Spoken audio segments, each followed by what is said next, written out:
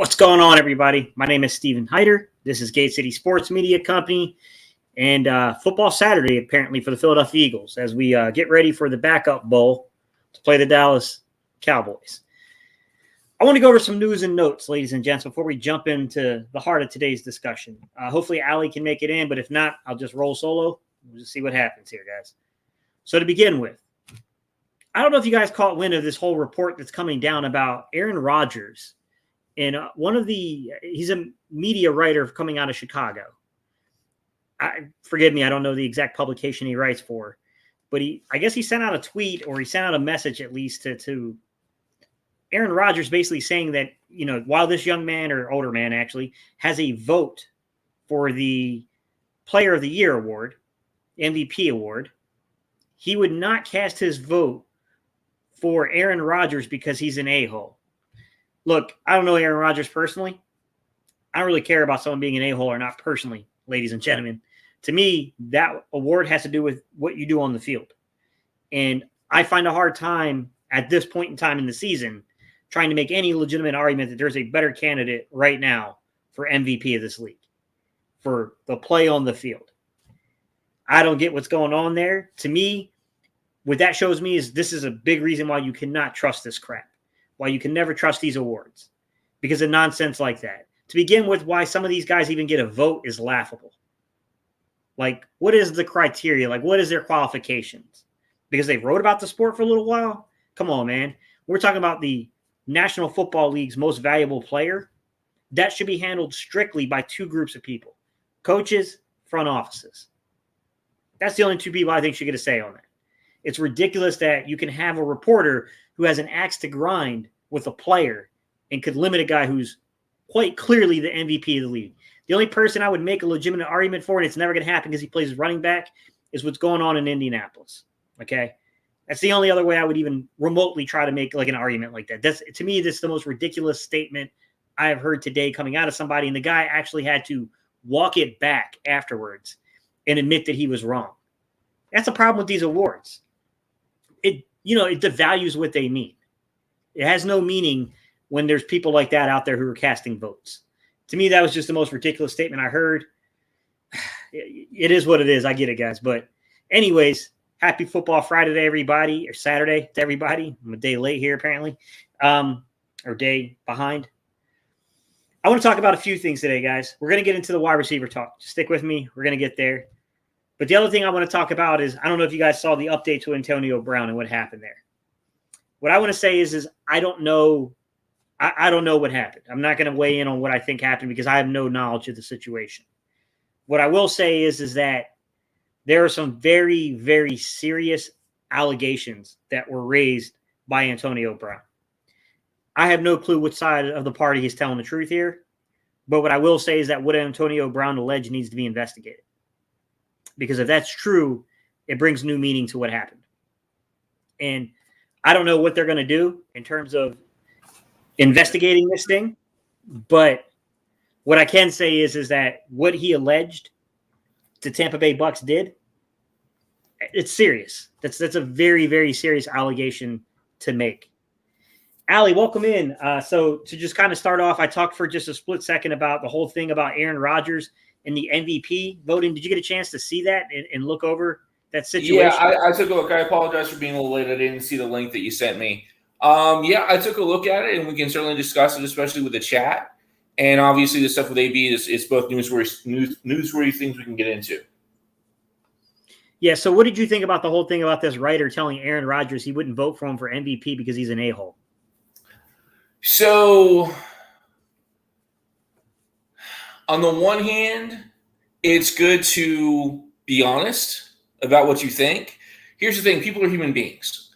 And to expect them to not be human beings and only look at the numbers and only look at, a very small definition of whatever, which we'll get to in a minute maybe, is unrealistic. And he apologized, but he only apologized for saying it. He didn't apologize for thinking of it. So let me give you a different example, if you're okay with that. So one of the big issues is MVP is defined super rigidly. I'm not sure if this is something you covered in the first couple minutes, but basically you have to be a quarterback 95% of the time. You have to be for one of the best teams in the league 95% of the time. And that's basically Aaron Rodgers and nobody else. I mean, what's his name? Ryan Tannehill? I like him. He's a good quarterback. MVP? No, probably not. And so here's an example I want to give you. So Deshaun Watson, let's live in a hypothetical universe in which his legal troubles didn't trouble the NFL.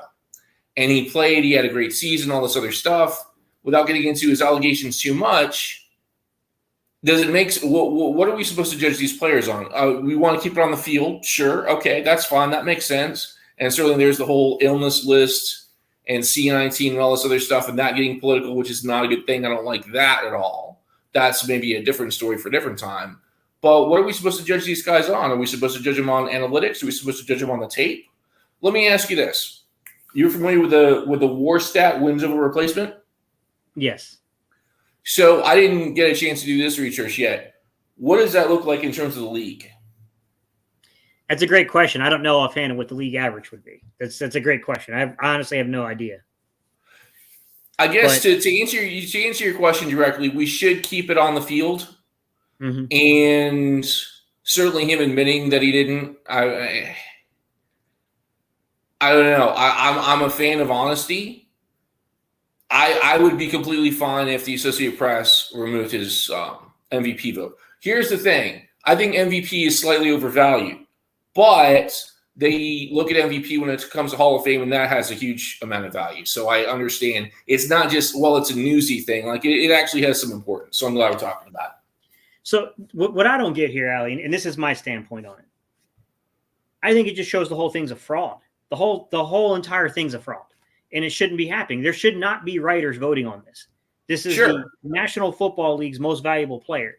In my opinion, Ali, that should be strictly reserved for coaches and front offices to vote on. Who they want to represent the NFL as its most valuable player, not writers.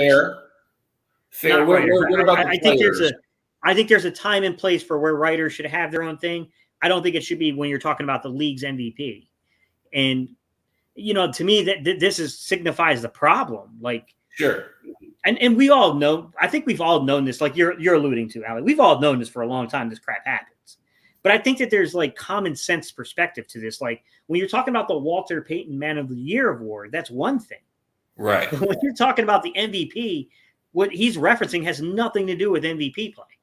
Sure. Like, I mean, I'm not saying Rodgers should not be considered for, you know, the Walter Payton Man of the Year award, although he did some great things in the community. Mm-hmm. But because of, I can understand it's some bad publicity about what happened, about lying about, well, he didn't really lie. He just was a little deceptive in how he answered something to the media. But nonetheless, like I can understand making the case that, okay, he can't be the Walter Payton Man of the Year. Like I have to remove him for that state. I get it. But for the MVP, just seems so crazy to me that we would remove a player for that. Like, and I think the statement where it got him in trouble is he said, I'm not the only one who feels this way, basically. Right. And then I think other reporters were like, well, wait a minute, don't speak for me. Yeah, for sure. It's so I think what you're saying is it's about the shield and it's about the brand. And it would certainly make sense for people. I would include players in that too. I would give them at least a little bit of a vote. I mean, that's the whole reason I take All Pro more seriously than to do Pro Bowl. Pro Bowl is a joke. But All Pro is meaningful because the players vote on it and players actually know what the heck they're talking about. Most people in the media don't. And mostly it's this Twitter echo chamber. And so all right, let me ask you this. I want to take this conversation up a level. What about the Hall of Fame? What are your thoughts on that relative to the media versus the players versus everybody else? And there's a Hall of Fame votes. Would you agree that's a bigger deal? I do think it is because, you know, both of them I think matter because you're dealing with legacy. Sure. And I think there's some shenanigans. I think you're right. There's some shenanigans. Like, I'm sorry. Why are we having this discussion about Terrell Owens? He's a Hall of Famer. Yeah. Well, why is there a discussion about that? The dude's numbers prove he's a Hall of Famer. We're kidding ourselves not putting him there. Sure. Like, it's ridiculous to me. Like, I understand that there are some times where some things are more complex, like the Pete Rose situation. Mm-hmm. And I get that maybe you have to let time heal that wound.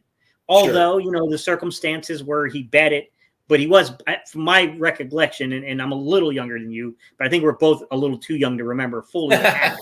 Right. But my memories of this is that he bet on the Reds. He wasn't betting against them. Right. So, I mean, I do think that changes the narrative a little bit. Huh? Yeah. It wasn't like he was throwing games. Yeah. And see, that's my thing is like when I look at those type of things and it's like, why are we like that guy is a part of sports history. What are we doing? Like, it just doesn't make sense. Like, yes, T.O. was a little off up there. The dude was phenomenal on the field. You can't tell the story of the late 90s and the early 2000s without Terrell Owens. Yeah. Like top 3, top 5 for sure. Yeah, I don't get it. I don't get where these dudes are coming from and the decisions they're making. It's crazy to me that they're making these type of decisions. I don't get it, Ali. I really don't get it. The other thing we kind of talked about for a couple of seconds was the Antonio Brown situation. Yeah. And oh boy, did that take a twist with what he reported? And I'm not saying, like, guys, please don't mistake. I'm not advocating we sign Antonio Brown for a million reasons that has nothing to do with this current situation in Tampa Bay. What I'm saying is what he alleged should be investigated by the NFL. We all know that even if they investigate it, it's going to be inconclusive because they're not going to release certain things. Right. They may handle it internally.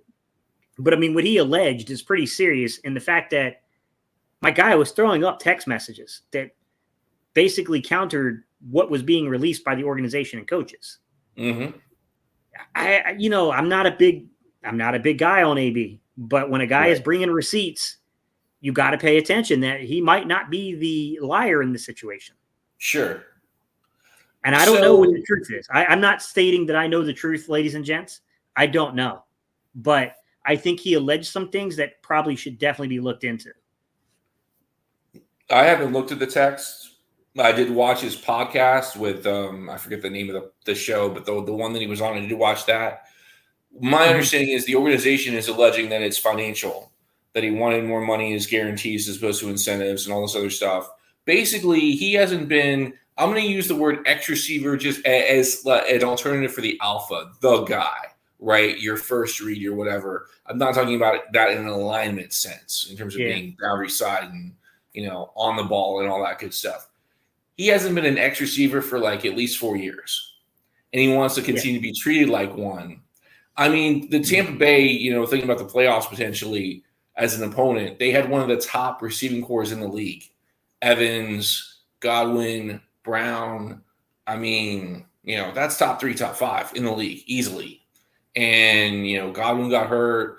Brown's no longer on the team. And so that's a much better matchup for the Eagles or anybody else. And so I guess what I like about these two topics, I'm glad you mentioned that, is that they're connected. I mean, AB, historically, I might call him a generational talent. In the same way that T.O. was that guy for that long, so was AB. I mean, top 2-3 receivers in the league. And in terms of allegations, there was allegedly something with a ligament in his ankle or something. I don't know the specifics of it. So what's refresh my recollection because I didn't have a lot of time to research. What did he allege? The gist of the story is this, as I understand it. Prior to serving the suspension for the fake vaccination card stuff, he was already dealing with the ankle injury. Mm-hmm.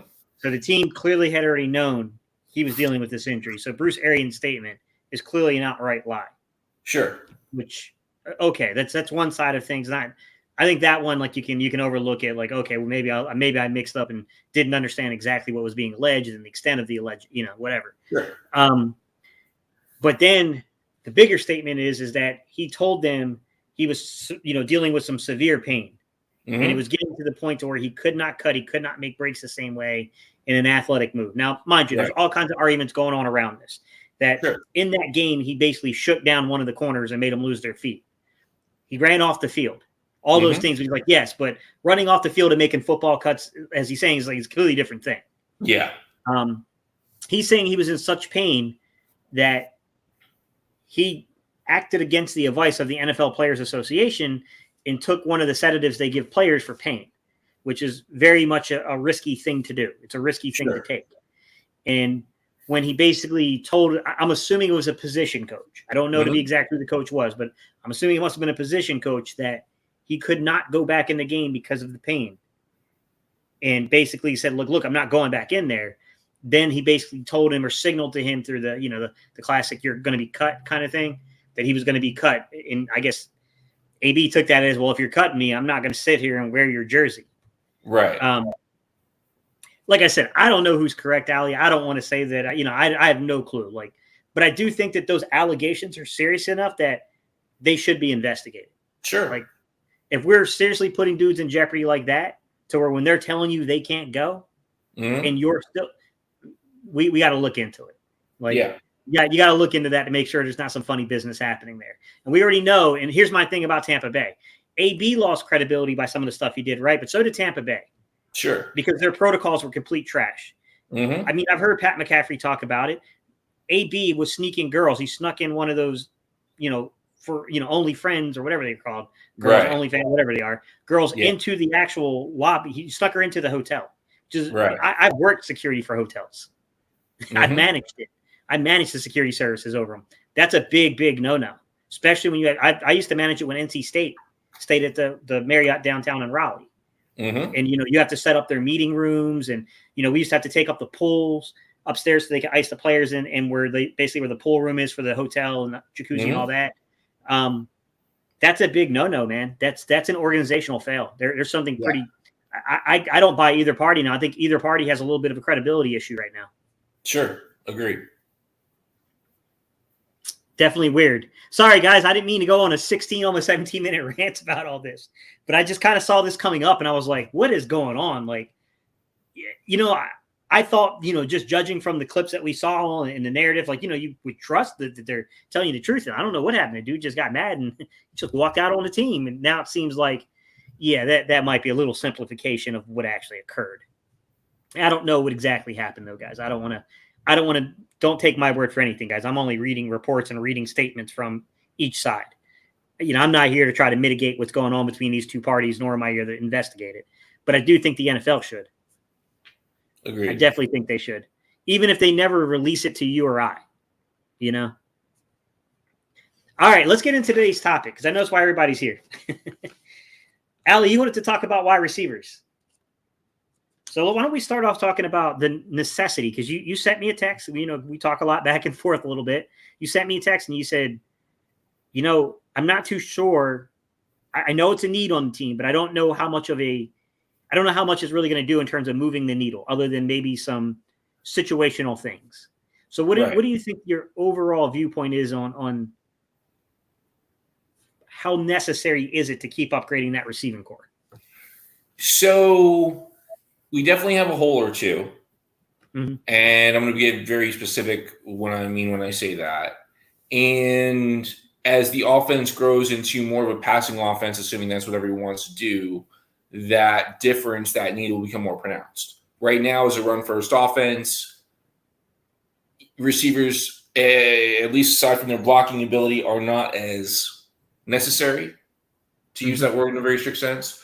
So we do have a hole at the X. We have a hole. We don't have a guy with the physical measurables to be that boundary side receiver on the line of scrimmage. Someone that's really great at the 50-50 balls, especially the deep shots that Hurts is getting better at making. So I would definitely take a look at that. We can talk about, Allen Robinson and whatever his name is, Drake London, Mike Williams, whomever. I would definitely take a look at those guys for sure. That makes all the sense in the world. The other thing is I'm not a Rager fan at all. Come on, man. You're killing me. The thing that I like is the team is finally catching on, and they're diminishing his role, and they should. We're in the playoffs now. These games are serious. They're meaningful. And Rager, he's a distraction. He's a decoy, and that's what he should be. Until he proves me wrong, I don't think he will.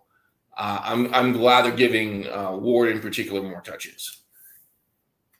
Appreciate that. That's very, very good statement. All right, guys, let me get to some of your comments, and then I'll weigh in on this as well, guys. But I want to get your comments in because there's a lot of comments. So, what's up, Stephen Joyce? How you doing, buddy? Alexis, how you doing? Big Moose, what's good, man? He said Treylon Burks is his wide receiver crush. What's up, Richard Peer? How are you? What's up, LJ? How you doing, brother? It's my older brother, by the way. So literally my brother. What's up, Jeremiah? How are you? It is game day, guys. It's definitely game day. You think CTE is his problem? I don't want to speculate on that, LJ. I don't know, man. Nobody should listen to me from a doctor's standpoint. I don't have a medical degree or a license to practice medicine. What's up, Romy? One more. Miguel said, fly Eagles fly, baby. Let's go. The backup bowl. Here we go. Big Steve, how are you? Happy New Year. Happy New Year, Vincent. I'm doing well. Jeremiah said, AB is at a disadvantage at this point. Mental issues will be at the forefront because of his past. I agree. I think both parties have a little bit of a hurdle to climb here because it doesn't look good on either party. Vincent Wright said the players should have right to vote for league MVP. I can understand that perspective, but because we're talking about the league's MVP, I think it should be handled up above. But I get what you're saying. Like there would be a better accounting of who really deserves it. Miguel said Jalen Hurts for MVP, baby. You gonna sneak him in? Unspoken Word said, agree with you on Rodgers. Tom Brady is an a-hole. Never hurts him from getting an award. It's true. Like, what does it matter that they're a-holes? Like, I'm not trying to go have a beer with the guy. I'm judging what he did on the field. Dante Hill said, what's up, Gate? How you doing, man? Vincent said, the media already proved they are discredited. The Pro Bowl is a prime example of watered down award. Yeah, that's pretty much what Allie was saying, too. That makes too much sense for their wilds. Exactly, Jeremiah. Cognac said, Rodgers is the MVP. I don't see how anyone else could. Exactly. The only legitimate argument I could give is Jonathan Taylor in Indianapolis. But as Allie was stating earlier, when's the last time a non-quarterback, you know what I mean? Like, we probably have to go back a little ways for that, to be quite honest. Lamar said, I don't think the GMs would treat Rodgers much differently on a blind vote, but at least it's the people who it's their league. You know what I'm saying? At least it's their league, and I could accept that. But writers doing it, I don't accept that. Brian Cruz, what's good, man? Cognac said, facts, Gate. Mad Hatter said, Rodgers 9-11 in the playoffs in 17 seasons, 1 Super Bowl. Brady has 7 Super Bowls. Yeah, but we're not discussing who's the GOAT. Brady, anytime you look at Rodgers, I mean, he's it's a Hall of Fame career. MVP should count for position, impact on the game, and wins and loss. Stats are deceiving. To an extent, I absolutely agree with you, Vincent. Brady never won a Super Bowl without a stacked defense. Facts. He's won a couple with some good, but I do agree with you, Cognac. A lot of his Super Bowls came off of some defensive performances, to be honest. Cognac drink brandy. He said, laugh aloud, I prefer cognac. Y'all funny for that, man. What's up, Cody? How you been, man? Henry is lit. Tampa was in trouble against the Jets. They were playing for positioning. BA, Bruce Arians, guys, was desperate, and his arrogance got best of him, and he fired AB on the field for not going in. It's very possible that's happened. I don't, like I said, Vincent, I wasn't there. I can't say with any accuracy, but something smells fishy about the situation. And, it's never good when the player starts bringing receipts to prove his point. No matter who that guy is, when he starts showing text messages that validate what he's saying, it ain't a good look, for the organization. Jeremiah said AB could easily be all wrong in this situation given his history. However, something tells me the organization is in the wrong this time. I kind of agree, Jeremiah, that I'm not saying that he handled it right, and I still wouldn't want that guy on my team because he's a loose cannon. But I'm not too sure that he was in the wrong in this time. Walking off the field the way he did it was wrong. And I get that maybe he just felt like I'm not wanted here. I'm not going to stay. But you just walk quietly off, and you would have done a lot more for you in the press.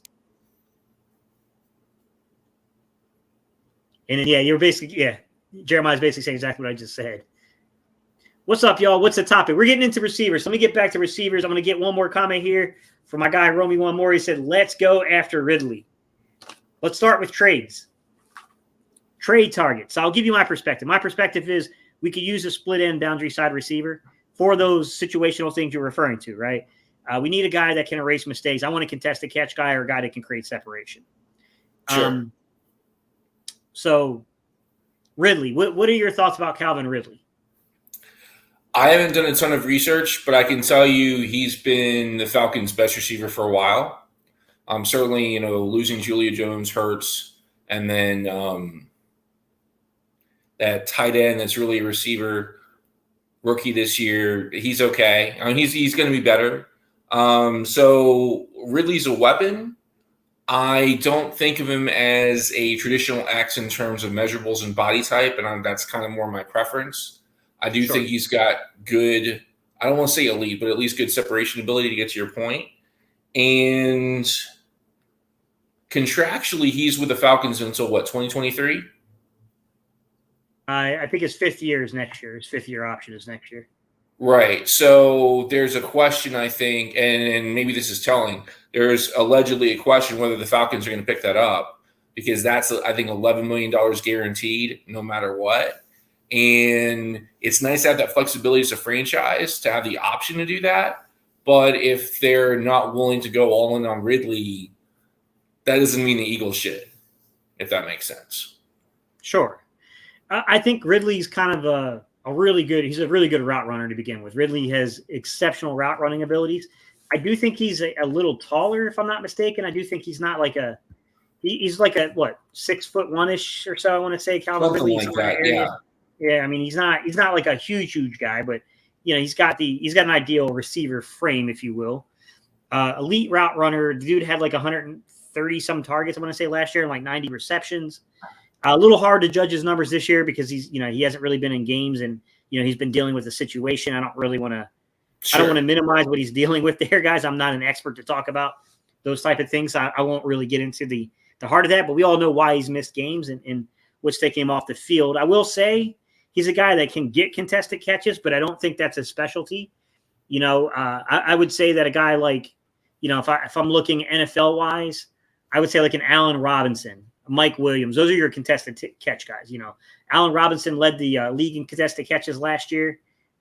This year, you got Mike Williams, I think is top 3, top 4. Let me take a look real quick. He's definitely one of the highest ones. Let me filter it out by 20%, guys, because I don't want dudes that, run 3 snaps if you count it for anything, because it's just not a very good statement or reflection of like what we're looking for per se. But let me see, contested catches. So Terry McLaurin leads the league, believe it or not, with 25. Mike Williams is second with 18. So yeah, you got guys like Michael Williams. You got guys like, Allen Robinson. Those dudes are probably fit the billing of what we're looking for a little bit more in terms of that guy that can take away mistakes. But I think Ridley's definitely can present you a target. It is $11 million. And I will say this, if the hope being you get a guy like Ridley under contract for $11 million, he would endear himself to the role in the city so much that he would give you not really a hometown discount. You're not going to get too much off of a guy like Ridley, but, thinking you can get him for the $14-15 million range on average over the next, 3 to 4 years, past that. I mean, if you can get a guy like that and keep him in Philly for 4 to 6 years, you've got the best receiver that's come through here since probably T.O. I mean, in my opinion, he's that caliber player. But yeah, like you're saying, I don't know that he necessarily fits the bill exactly what we're looking for, but if I'm going to make an exception, yeah, I'll take Ridley. You know what I mean? Like Ridley and Devontae Smith and Quez and like whatever else we do there, I think we'll be fine. I think we'd have a lot of good pieces in the receiver room. It's just a matter of how much the organization wants to pay for a player. And, if you get him here, either in free agency, which was definitely going to cost you more if they don't pick up the 5th-year option, or via trade after Atlanta accepts a 5th-year option and trades them to you, I guess you got to get around the guaranteed money part of it. But, $11 million for me for Ridley it's still, to me, that's an incredible value. That's incredible value for a wide receiver of his ability. Okay. I don't think the Eagles would get an opportunity for a dude of that caliber without really coming in as the highest bidder. Does that make sense? Yeah, I mean, in terms of free agency and the bidding war, for sure. And I'm sure other teams, especially if there's any hesitancy about the 5th-year option for Atlanta, other teams are going to want to try to trade for him as well. So that could create a bidding war as well. One thing that I'll say in reference to what you're saying, and I guess a credit to Philly fans that know football, I think there is something to team chemistry, a hometown discount, being able to stick on the team. Obviously, mental health is important. Yeah. I don't even know what his deal is, but, mental health is important. Him being an Alabama guy Hurts being an Yeah. Alabama guy, Devontae Smith being an Alabama guy. There's something to that. They're familiar with great coaching and great programs. They've got a shared history, a shared past, and having another Alabama guy in the receiver room, especially an elite route runner, could be really good and could be worth $11 million guaranteed. Yeah. Mad Hatter, I love you. You're my guy, dude. And you know that I love Mike Quick. He's an NC State guy. Mike Quick was never the same caliber receiver as T.O. Great receiver. Deserves more recognition than he gets. Definitely one of the all-time Eagle greats. T.O. is one of the all-time NFL greats. Like, I'm not going to disrespect T.O. with Mike Quick, man. They're not the same type of players. And I like Devontae Smith a lot. Ridley's a better player. Calvin Ridley's a better player than Devontae Smith. What I will say is this. You got to get involved in the price. And you do have Smitty, and Smitty's a good enough receiver to be a number one, in my opinion. But I still feel like you need a 1A, 1B situation here. The guy that I would love to have here, but I'm going to get into the cost of this one because, once again, we're talking about cost, is Allen Robinson. I think he's just the best of all worlds, right? He's a fairly good route runner. I don't think he's quite to Ridley and some of the other guys' level, but he's good. He's a very good route runner. The dude he's a very good contested catch guy. He'll take the football away. He'll erase mistakes. I don't know if I'd say he's a true X, or, a split end per se, Allen Robinson, but I mean, he certainly can play it. He's certainly, I think he has the frame to do it, if I'm not mistaken. I think he's in that realm of a player. I just think he's a little lighter of frame, maybe. Yeah, he's 6'3", so he's more than tall enough, and he's got the wingspan in terms of like the contested catch area, and he's got the the stats to back that up in terms of leading the league in contested catches last year. I think the problem with a guy like him is going to be cost. I think he's going well above $14 million a year. Do you think that there could be some kind of a coming back down to reality on his cost? Possibly. I heard some stuff about him this year, and sources are sources. I'm trying to figure out what's relevant, what's real, and what's not. And people get mad at Nagy and all this other stuff. I think he's underperformed a bit lately. Yeah. And maybe just this year, maybe in the past couple of years. I'm not really sure. I certainly don't watch a lot of Bears games, but what if he is underperforming, we can probably get him for 17, 18. 14 would be better. But you did a very good job describing Ridley, and describing Ridley as you did. I see the value, especially at $11 million guaranteed. That makes sense to me. As another piece, as another feature piece, a 1A, whatever. Sure. So Allen Robinson, decent route runner, great contested catch guy. Got a couple years left anyway before he turns 30, but he's going to be really expensive. We can find the money. That's not an issue. You mentioned erasing mistakes. That's because being a contested catch guy, a lot of those mistakes are those poorly thrown deep balls. Sure. By Hurts. I'd love to get him for 14 as opposed to 17, 18 for Allen Robinson. Yeah, no kidding. But I don't know. I mean, I know he's the guy. I know he's at the top of the list, and I guess I understand why. But I don't know. He's so different physically from Devontae, which is what really makes him alluring to me, because I think he's just under 6'3"-ish. If I remember his measurements correctly, he was like just under 6'3", 215-ish when he came into the league. So, I mean, he's just a different physical guy than Devontae is. So I think that you could have the possibility of those two guys really complementing each other. But like you're saying, $17, $18 million at the wide receiver position, boy, it's a hard pill to swallow, because that's very, very expensive, to be quite honest. Yeah, for sure. Let me lay another person out at you guys. I know this isn't as sexy a pick as Devontae Adams. This isn't Allen Robinson. This is not Calvin Ridley. He's not that level of guy. Granted, guys, I'm right there with you. But he might be what the city needs, and he would be the Robin to our Batman. And you know what I'm saying, with Devontae Smith. What about Mike Williams? Perfect body frame. The dude's a contested catch guy. He's second in the league right now in contested catches. And to make it better, he's over 50% in contested catches, which is a pretty important, number to have there. What about someone like Mike Williams? Does that name kind of draw you in? Because he's still going to cost you some money. I mean, he's going to get paid, but I think you can get him for 10 mil or under. Yeah. I mean, his ARR is 4.9. So yeah, that's he's much more affordable. He to me, without even talking about the draft guys or any of those people yet, he makes sense. He makes the most sense as an X. I want people that are great at one thing as opposed to being good at everything. And Mike Williams is great at that. I have heard about some drops issues. I have heard about some injury issues. I'm not sure, what degree those things are true. But if I can get him for $5 million, I mean, I'm going to do that. They're both true to an extent. He has had issues with drops in the past, but any high caliber receiver, they all kind of suffer from that a little bit, to be quite honest. I don't know, we're going to get to the draft, guys. Just stick with us. We're edging towards the draft.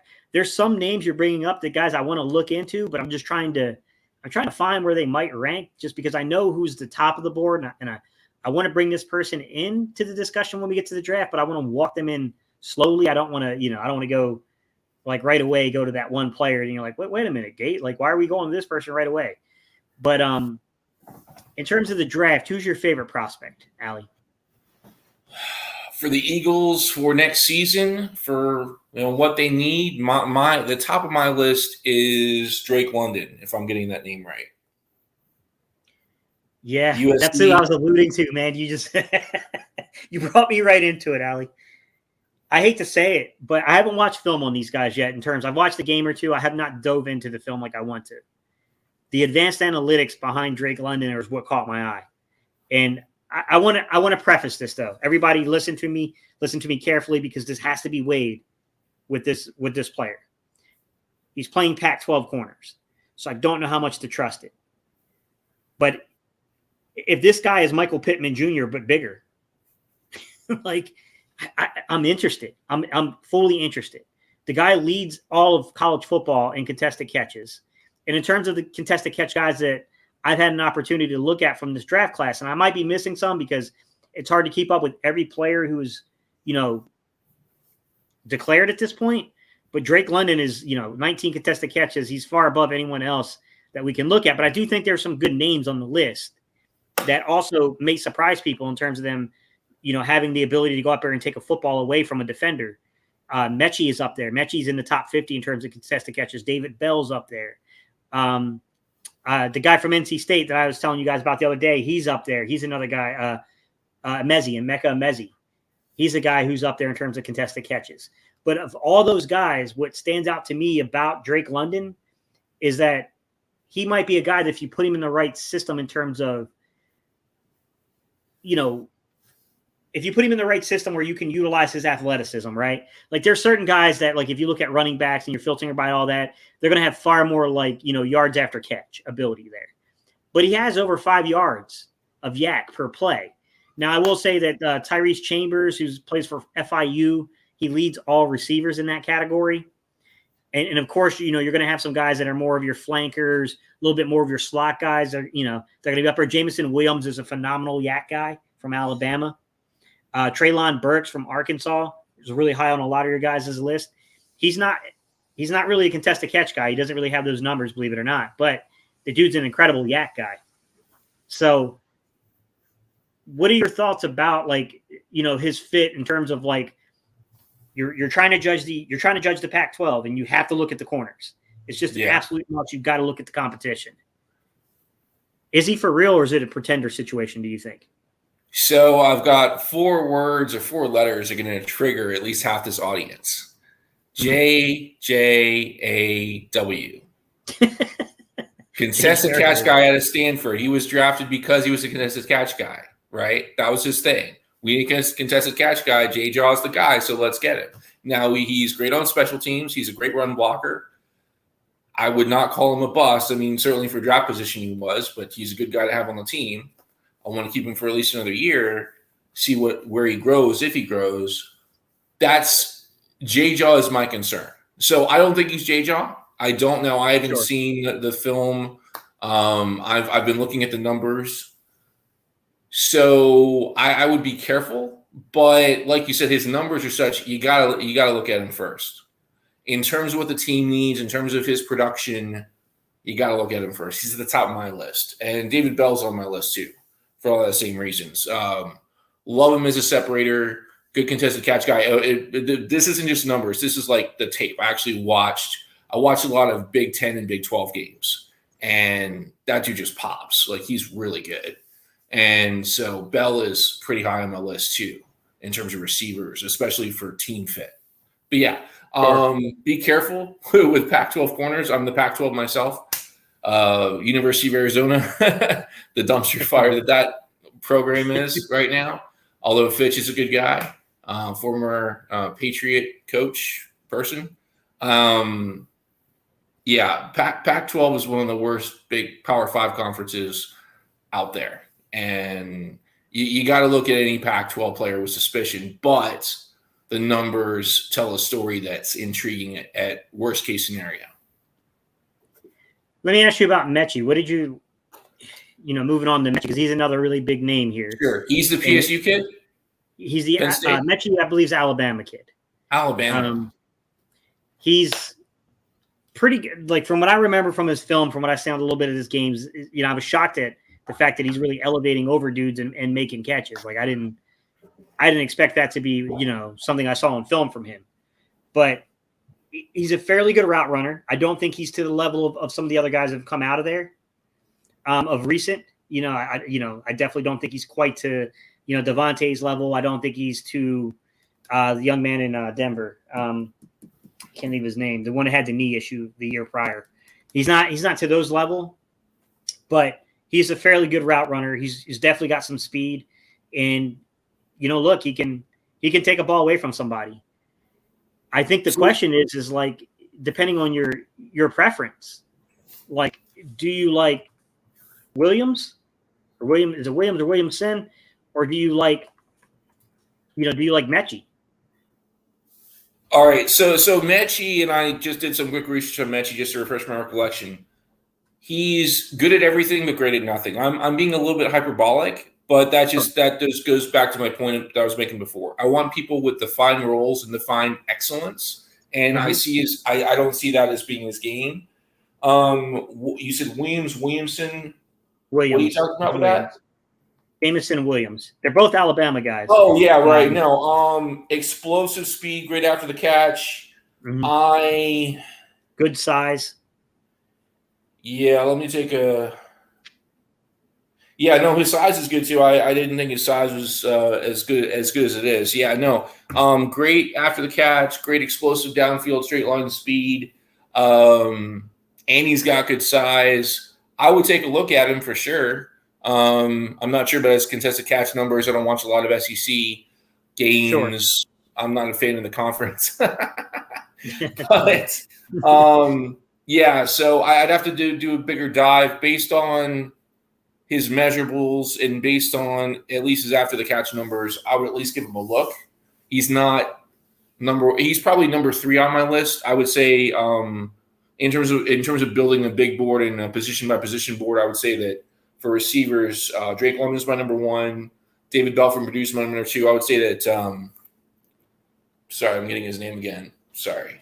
Jameson Williams would be my number 3 probably. Yeah. And if he's beast, you're not lying. I'm basically a hype channel for NC State. Definitely am. I will say this in fair, because I brought up Emeka Emezi. Big, strong kid. If you guys remember Kelvin Harmon, that got drafted a couple years ago for Washington, had a really good year, then tore his ACL. He's better than Kelvin Harmon was. I don't know that he's going to be an impact player in the league, but he could be a role player. He definitely would be more of an X. He'd be a split end guy. He's strong hands. My biggest fear with him is I don't know he's the greatest separator.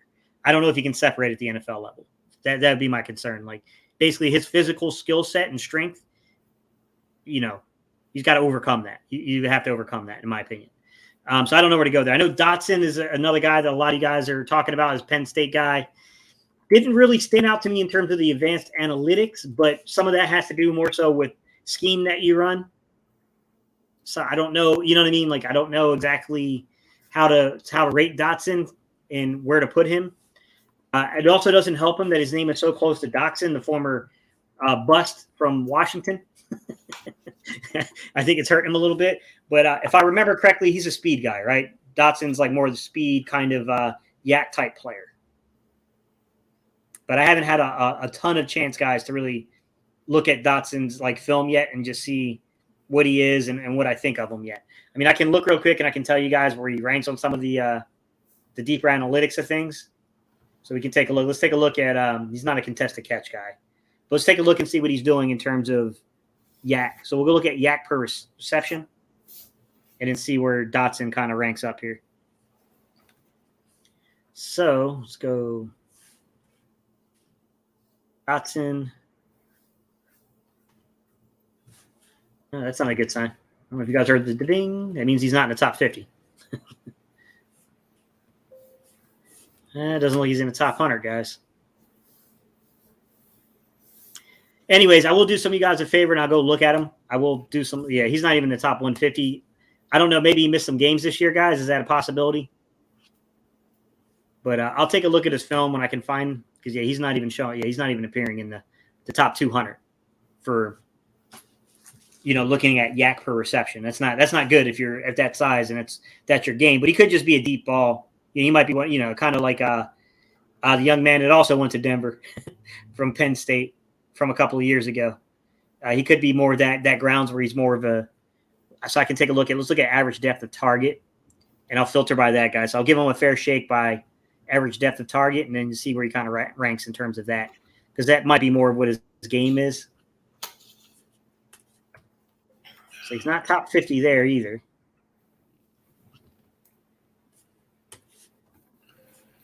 All right, not top 95 so far. Sorry, guys. I'm filtering as fast as I can filter for you. Yeah, I don't see him appearing. There he is, 188th in terms of the average depth of target, but 11.4 yards. So I'd have to look. What that tells me is he's not necessarily a yak guy. He's not necessarily a vertical guy per se. Not saying that he wouldn't have those elements. It could be scheme. Like I said, guys, scheme can dictate and can skew these things. That's where the film has to come in.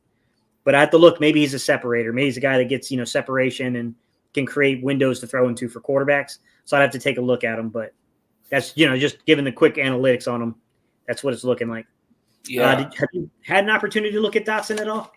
Yeah, like I said, I watched some Big 10 and some Big 12. I saw him. He didn't really pop to me. I mean, I'll give you an example. So I think his name is Devin Reed from Michigan State. He's staying on with Sparty another year. That dude popped. That dude is an X. That dude, he is what we call an impact player. I don't think Dotson is really, but I think a lot of that, I think Sean Clifford is or was the Penn State quarterback this past season. The kid has some, I'm trying to think of the right, I'm trying to remember that he has some Taylor Heineke vibes to me. Good dude, good player, but nothing, he doesn't make his teammates substantially better than what they already are. That's my opinion on the Penn State quarterback situation. And I think they had one or two other guys this season. I don't watch a lot of Penn State games. I mostly watch Michigan State. I hate Ohio State, so I like watching them lose. So I didn't watch a lot of Penn State, but the Penn State I watched, I didn't see anything from him or really anybody else that just stood out. Of course, like I said, that's the scheme, that's the system, that's the coaching. Franklin is a great recruiter. I don't think he's a very good coach over at Penn State. Got a lot of Pennsylvania stuff going on here today with Penn State and Eagles. I don't think he's a smaller guy. He's like 5'11". He's probably more of a Z or maybe even a slot. I think he's like 183. I think I saw. Yeah, 183. Sure. So he's more of he's less of a need positionally, and I don't think he's great. But I don't think his lack of greatness is all his fault. I think the system, his situation, didn't help him any at all. Yeah. Yeah, so I'm looking at the receiving values they gave him, and it looks like what I said earlier might be what they're grading him as. Is he's not necessarily a yak guy. He's not necessarily a depth of target guy, but they had him rated 23rd overall in terms of the receiving value, which means he creates separation. So maybe that's really what his stick is, and I'll have to look at it deeper, guys. But I can tell you from what I'm looking at so far today, and we haven't analyzed everybody, and everybody deserves a shake on film because your competition can skew why you're scoring the way you're scoring. That's always got to be considered. But Drake London definitely makes me want to go and watch film. Treylon Burks scored really high for route running and separation, and he was pretty good in terms of the YAC statistics too. So that's a guy that I definitely want to run film on, just because you want to see what guy might fall through the cracks here, and I think that's important.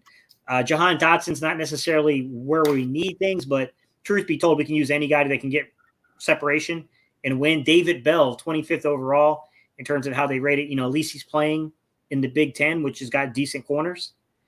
It's not SEC level, but that's, they got to play guys that make it to the league. And I'm just kind of looking through here. Garrett Wilson's rated pretty highly. So those guys are, those are the ones that are definitely striking me right now. Now, I will warn, some of you guys are talking about the young man from North Dakota State. I will caution you that it's not, I have to filter in him. I have to filter in it because they only really look at certain programs. So they'll filter out those guys that are just below the D1 level like that. So I'll take a look at him as well, guys. But I can tell you right now, the guys that are striking me are, like I said, Garrett Wilson's definitely on the list, guys. He's definitely someone who's got the right markers in certain categories to make some sense. Jamison Williams from Alabama, definitely a guy that's spiking my interest a little bit here. So those two guys, David Bell would be a third one. Jahan Dodson, just to see what's going on there. I'm not saying that the Eagles should necessarily go for him, but I want to see what's going on there because he is rating pretty highly in some pretty important categories. Treylon Burks, and then Drake London. Those are the six guys that, then Mechie. I just want to see what the buzz is around Mechie. I want to see why there's so much buzz. But those seven guys in particular really had me excited to watch film on them. Is there anybody I left off the list to you, Ali, to where you're like, this is someone we probably should definitely spend like some time breaking down? Let me see. I've got a bunch of great research, a bunch of great documents. I just need to find them sometimes. Give me 1 second. I remember having 7 because I sent you a list of 5, but I had 7 on my list as well. It may not be the same 7. Just need a minute to. The other one I can think of that has a lot of buzz and hype around him is Olave, Chris Olave from Ohio State with Garrett Wilson. Yeah. He's a guy, you could put him in that kind of rankings. There's the young man from, I think it's Watson's his name, is the wide receiver from North Dakota State. I think his name is Watson. Am I right, guys? Let me know in the comment section. I'm pretty sure it was Watson, but I think he should be on the list as a 9th guy. So, guys, what we're doing is we are building our draft guide. For some of y'all that kept asking us to build the draft guide, we're in the process of getting that up and running. We have a preliminary date. Yes, David Bell's definitely he's definitely on the list, guys. We have a preliminary date of Super Bowl weekend to release our draft guide. We'll see what happens, guys. We'll see what happens. Like that's what we're aiming for. That's what we're striving for. I don't know how deep we're going to go on certain positions, but my goal is to at least get, at least 10 guys on spots like running back, spots like quarterback. Receiver, you're probably going to go a lot deeper than 10, just because of the amount of guys that get drafted in any given year. So you're probably going to look at a minimum of 15. And I've done times where I've been up at 20 and 25. I will say that because we're having the bias of being Eagle fans, you're going to get really defensive heavy this time. It's probably be more defensive heavy than you guys are used to in terms of the way I normally do these player profiles. So I'll still be doing the video component to everything, but we're also adding in this added bonus of doing the actual draft guide. So we are kind of excited to start that process. Ali will be here to make sure that I don't get off task.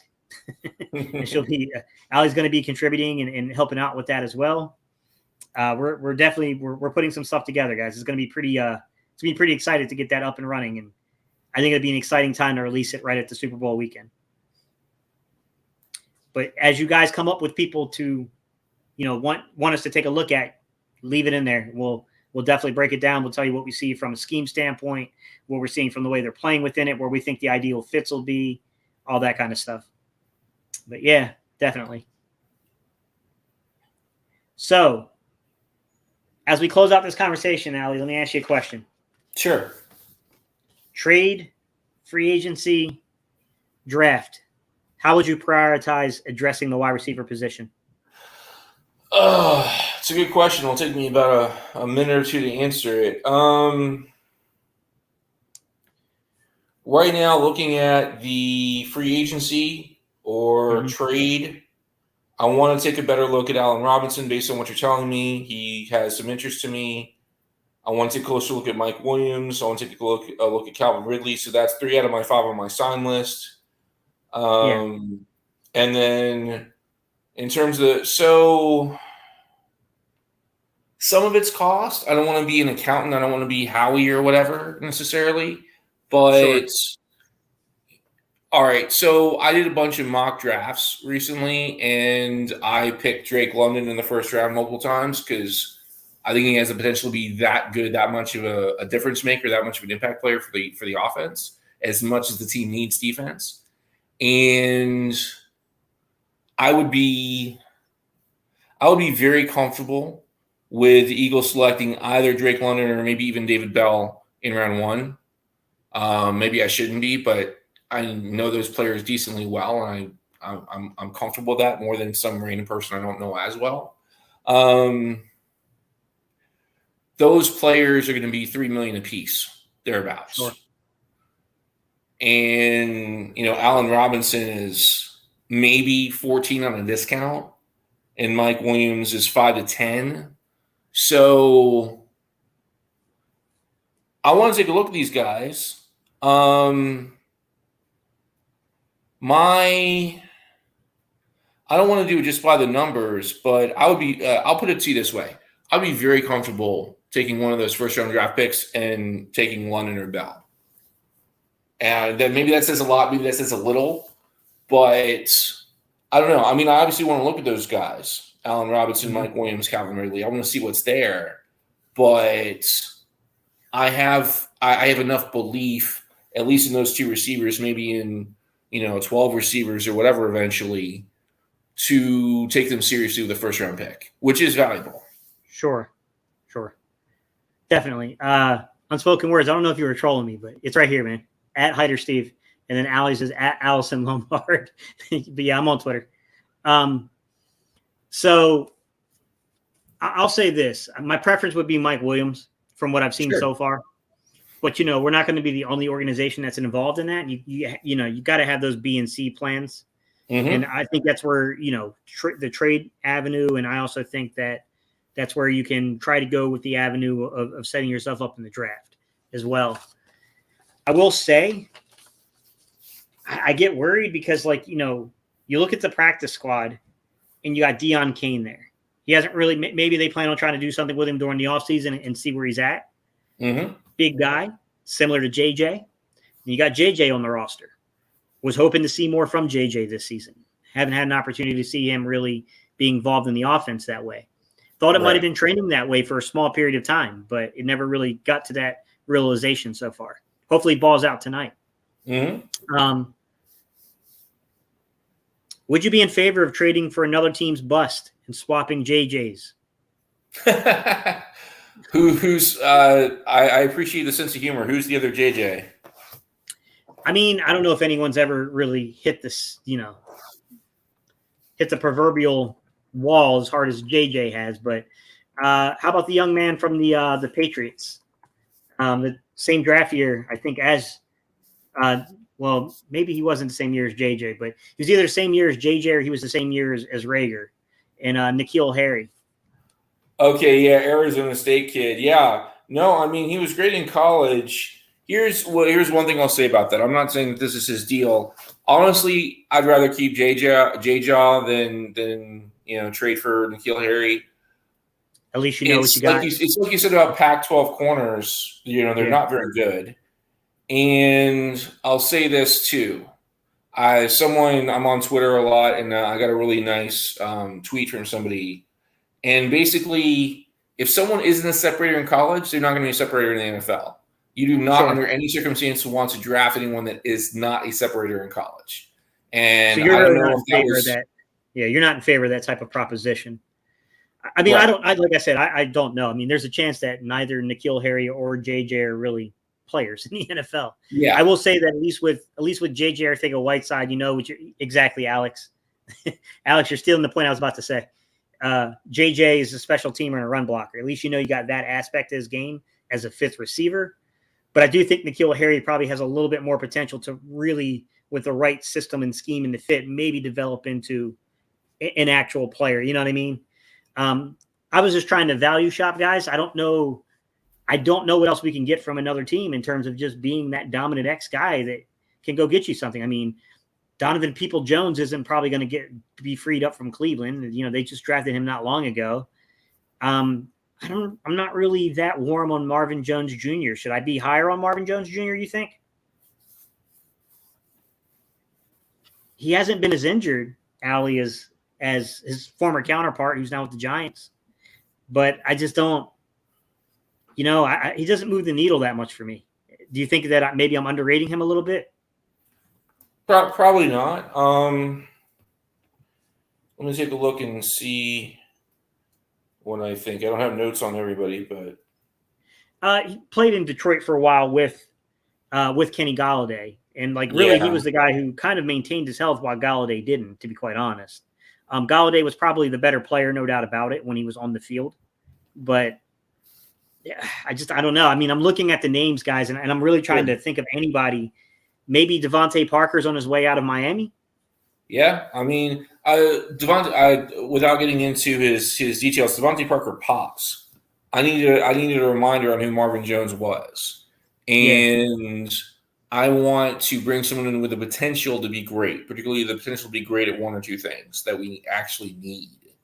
And Marvin Jones Jr. doesn't really do that for me. Very few people do. Yeah. Yeah, I mean, like I said, my number one would be Mike Williams, but it's really figuring out what the heck's the backup plan.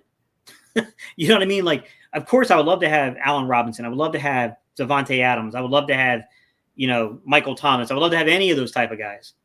Keenan Allen. I don't think any of those dudes are walking through the door personally. I mean, I'll be on here celebrating with you guys. If it happens, we'll all be here celebrating together. But I don't think it's going to happen. I think Mike Williams is a possibility, but, you know, I don't know how many other teams are going to get involved.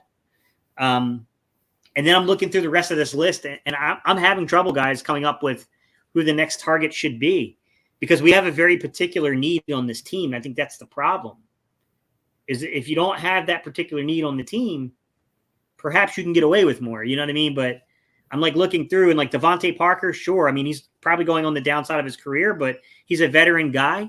I think he could definitely play a split end role for us here. And I think he's better than anything that's on this football team outside of maybe, you know, the young man we got in Devontae Smith.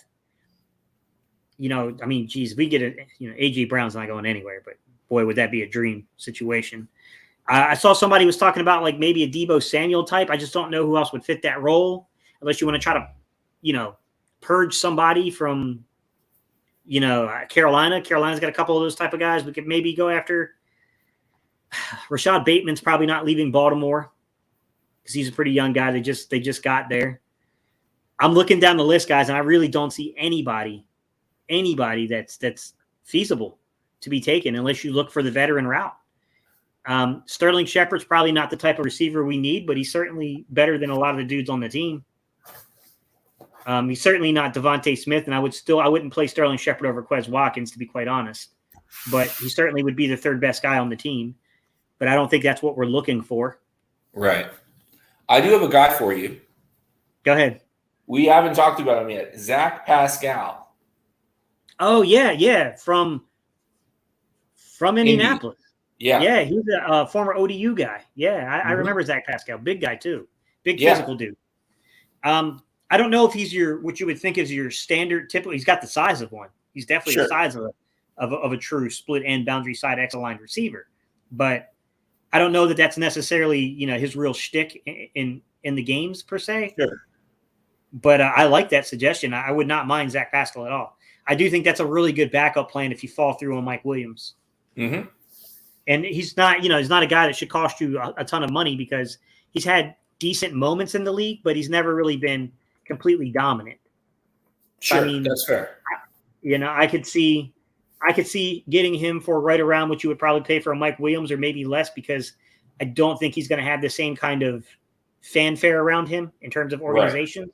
Yep. So, you know, you probably would get him for a little less than what you would get a Mike Williams for. I like that as a backup plan because at least it's a proven guy that's played in the league. Mm-hmm. Yeah, I could see that one. I mean, it's probably not it's not the pick that's going to excite the fan base per se, but solid player. He'd be a solid player. I just don't know, man. I mean, past that 1A, 1B, proposition for free agency, if we can't afford the money for the big guys and we can't make a trade for them, we can't lure them to the city, then your other options, like I said, like the Mike Williams or the Zach Pascals of the world. I like the Zach Pascal recommendation. It's not a bad one at all. Appreciate that. Yeah, I honestly, that's a way to go. Because I was running out of ideas. I'm like looking through the list of guys and I'm like, oh boy, we're getting down to the Tyler Lockett's. It's not where you want to be. I mean, Randall Cobb can still play, but he's like, how old is Randall Cobb now? He's got to be in like 12 or 13th season. I mean, he's definitely a little bit older. Gabriel Davis would be a dream come true. They're not moving off a young guy like that. Would you try to maybe poach one of the Green Bay guys if they hit free agency, or if anything happens there? Maybe try to trade if you can, or like an Alan Lazard or anyone like that? Possibly. I'm going to take a look at their depth chart right now so we can have. I mean, the fear you have with a guy like Alan Lazard and those type of players is are they actually improving as football players, or are they just benefiting from Aaron Rodgers? Right. I don't know. I don't have a clue. Corey Davis would be a decent kind of a 1C. Corey Davis plays with the Jets right now. Nothing special. He's definitely a veteran guy. He's on the downside of his career. All those things are 1,000% true, but we're talking about backup plans, guys. Corey Davis, Zach Pascal, Mike Williams is, like I said, is the guy I would want. But I look past that, guys, and I don't have any names. I mean, if you guys have names, you want to try to throw them out there, I can look into them for you, but I don't really have a ton of names right now, guys. Godwin's probably not going anywhere. They're probably going to pay Godwin following the AB stuff, guys. He's probably getting a deal from Tampa Bay, especially since he messed up the knee.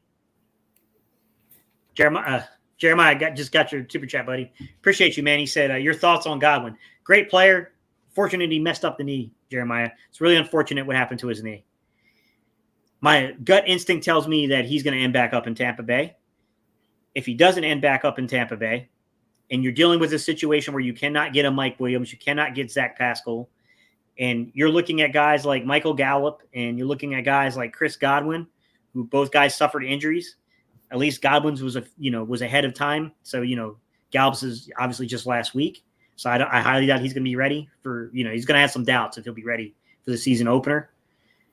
Those type of guys, sure, they're not split side, receivers. These are not boundary side, split end, X-line receivers. They're more separators and honestly, arguably a little bit more flankers.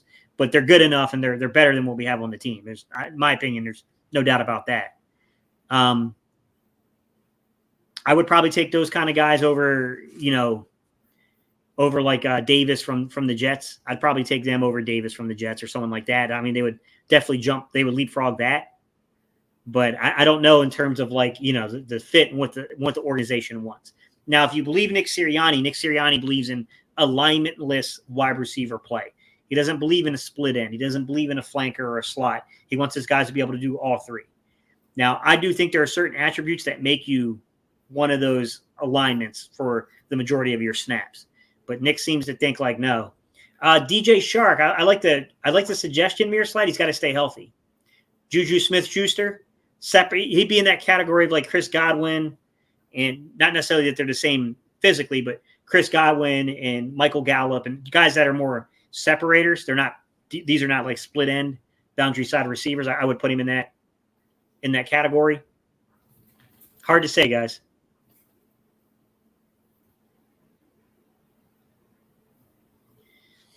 Eagle Nation's law firm says, I'm sorry, but I think I'm the only guy that thinks we don't need a wide receiver, to be honest. We're oversaturated there.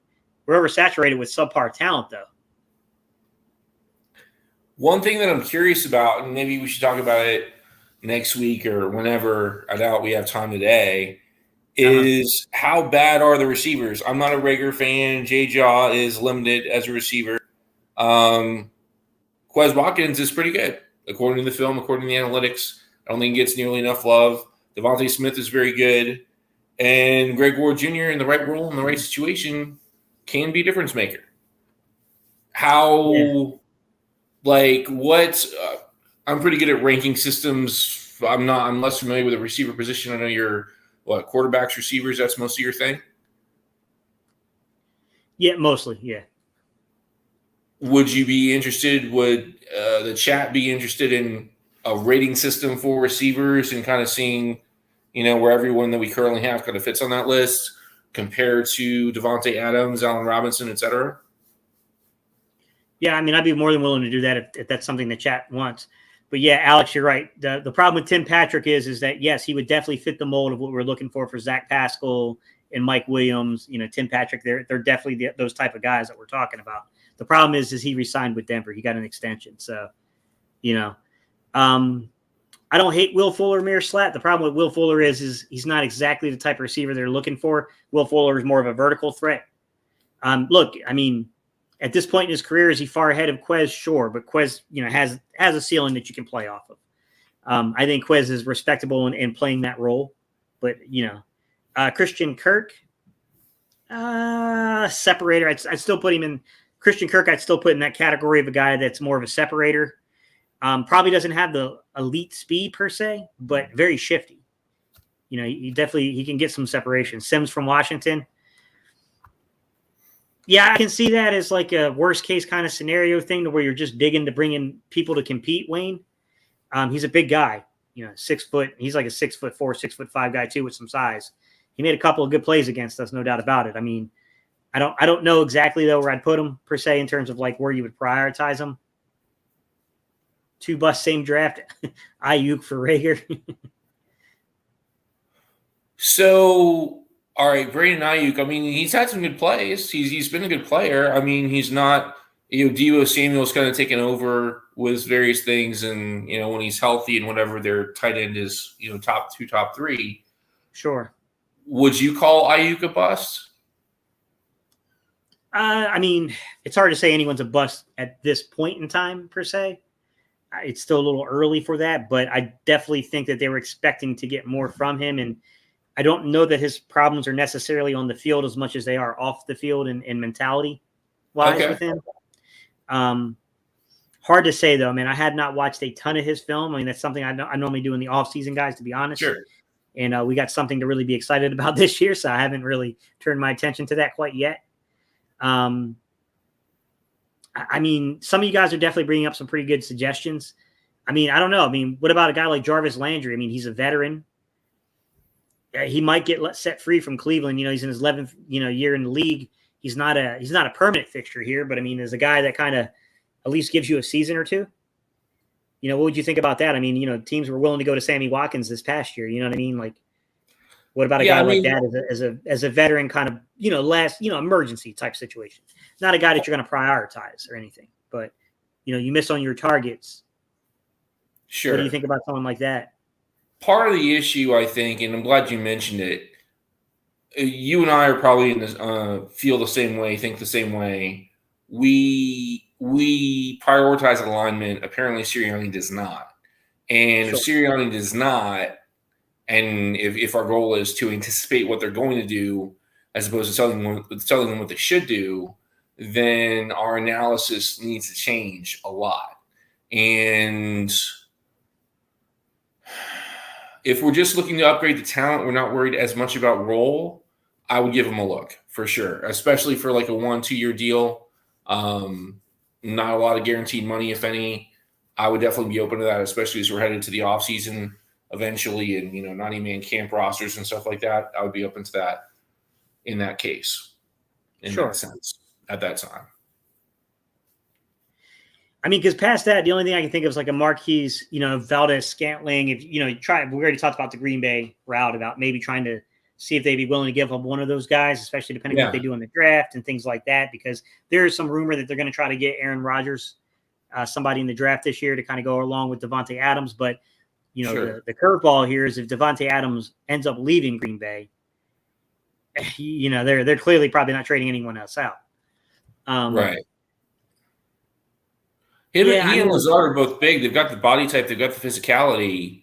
Sure. But if Sirianni doesn't believe in alignment in well-defined roles, then Lazard, Valdez, Scantling, et cetera, have a lot less comparative value. Sure. Yeah. And that's the thing is like, and that's what, guys, that's what we're going to have to do is I think we're going to have to come up with like a guide here that we can kind of continue talks on as we keep doing this off season, as we keep going through this. But I think one of the areas that we probably really need to focus in on and talk about is we really need to dive down deep in terms of, okay, here's the free agency targets and here's phase one. This is luxury. This is more probable. And then we probably need to create a 1B list of like, okay, if things go wrong and we can't get the guys we're targeting, then what kind of list? And I think it would be definitely, we can go into like more detail about who those players are, what their attributes could be. I need to really take a look at alignments, guys. I need to see where some of these guys aligned. And like Allie's saying, I really don't know what to make of Nick Sirianni's statements. Sometimes coaches say stuff that it's just coach speak, to be quite honest. I don't necessarily believe that Nick believes that you don't need an alignment from your receivers. I think that's a little bit of coach speak there of like, it's basically the same thing I'm saying is like, it's like if a guy says like, well, it's a kinder way and a more favorable way of saying like, you play who's on your team and you do things to win the matchups if you don't have that player. You know what I mean? Right. That's what it feels like he's saying to me.